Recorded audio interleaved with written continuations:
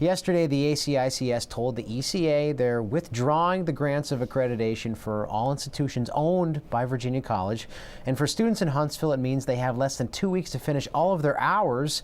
Some of them tell me that's impossible. The group known as Bugles Across America sent out not quite a call to arms, more of a call to horns, inviting anybody who could make it to show up at their local cemetery where veterans are buried and play taps to honor George H.W. Bush. Oh, Greg and Clarissa, that's right. It almost looks like families are coming out for what looks to be a Friday night football game. It's a similar atmosphere in many ways, but this is a very special night because this is Christmas Eve service once again, and you can see the crowd filling up the stands at Milton Frank Stadium behind me. Families remembering to bring those jackets, blankets, anything to keep warm here. They've been coming to this for a number of years. They say this is the highlight of their year. But yeah, I did get to see much of it, Greg, and I know we've seen and we've heard the story so many times. There's something truly special about seeing a movie of this magnitude and hearing those same lines on the big screen. The eagle has undocked, the eagle has wings, the eagle has landed. Marina owner Steve Connors says the storm did a number on the marina in more ways than one. For one thing, he says it messed up their payment system for their gas pumps. He says they got that fixed up before Memorial Day, and for now, that's a win. Connors says the more expensive and time-consuming project will be rebuilding the A-dock. Right now, the problem with limited broadband is that when you have thousands of people in a small area pull out their phones, that pulls a massive amount of data. Huntsville city leaders hope that once Unity Fiber sets up the new small cells, people will enjoy faster speeds, and they hope other exciting future prospects. Project engineers say the challenge on Sullivan isn't just figuring out how far in they'll have to creep into some neighbors' driveways, it's also the drainage. If the engineers pave over the drainage ditch, they'll have to figure out a place for the excess stormwater to go. An emotional afternoon for students in Huntsville as they got some shocking news less than 3 weeks before Christmas. About finished, and we're being told that we may not be able to graduate. Near the end of the business day, a handful of aspiring medical workers at Virginia College were making frantic phone calls for information. My finish date would have been the first part of January.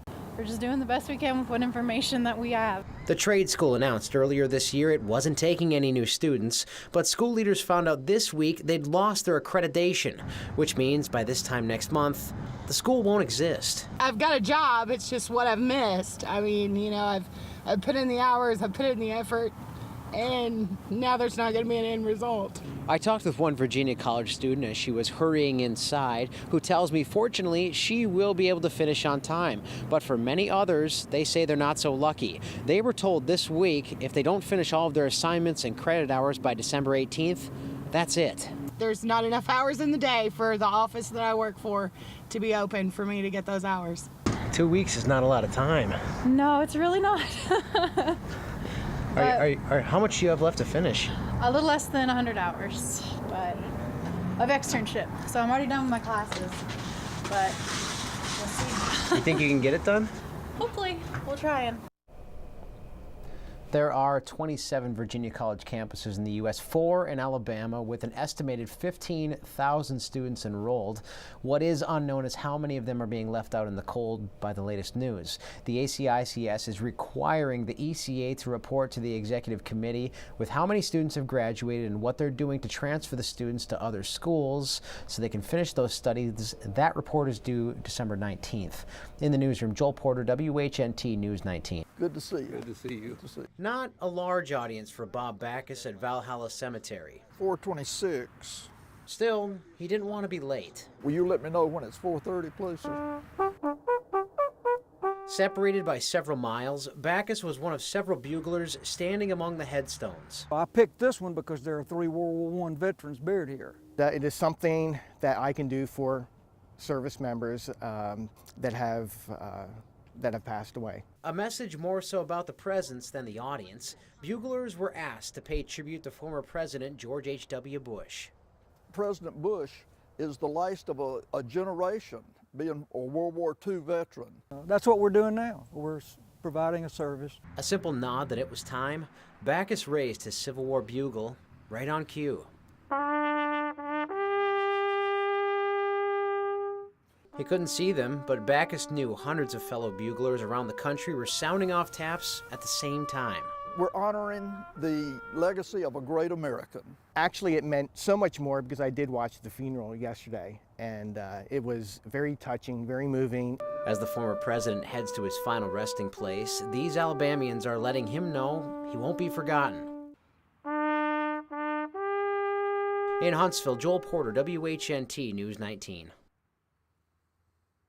Bless this family that is grieving tonight.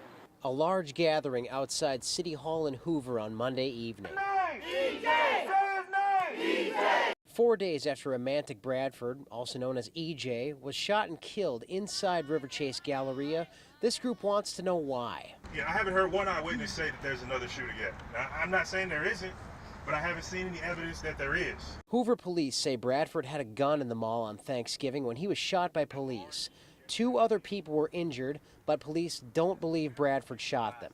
That could have been my son.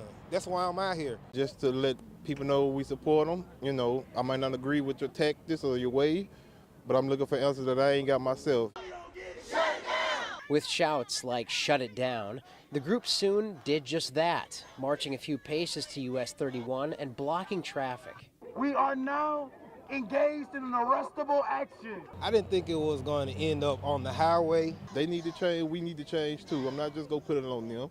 It's us. We need to start from the smallest, from birth to adults, to discourage some of these activities that make them take these actions. That man didn't wake up this morning ready to go shoot somebody. After a few honking horns and some flaring tempers, the protest on the street ended after a few minutes once city leaders were able to talk with protesters and encourage them to move it down the street. Protesters I talked with say tonight was a method of showing the police they're not giving up on finding out the truth. In Hoover, Joel Porter, WHNT News 19. Only 2 weeks until winter. This was a late leaf falling year, I would say. But this year, most of the leaves around Madison County didn't drop until after Halloween. Leaves are very slick when they do get wet. It's just like ice. So while you may think it'd be smooth sailing for Madison Public Works, cruising to December with no threat of snow or ice, a forecast of heavy rain is enough to get their attention. We do have a standby crew for the whole weekend. In his time at the city, Gentle has seen several wet Decembers, so he knows what 2 inches of rain and a pile of leaves can do to a storm drain. Which is why Gentle has had his Public Works crew out on Friday, cleaning the gutters, so to speak, making sure that the grates are great. It could happen very quickly. That's why they call it flash flooding. City leaders already called off the planned Christmas parade for the threat of rain, but Gentle says with 2 weeks to Christmas, there's no way people are staying home. We know there's a lot of Christmas parties going on right now at night. The trouble spots are cleaned up, but Gentle is urging drivers in Madison to slow down this weekend.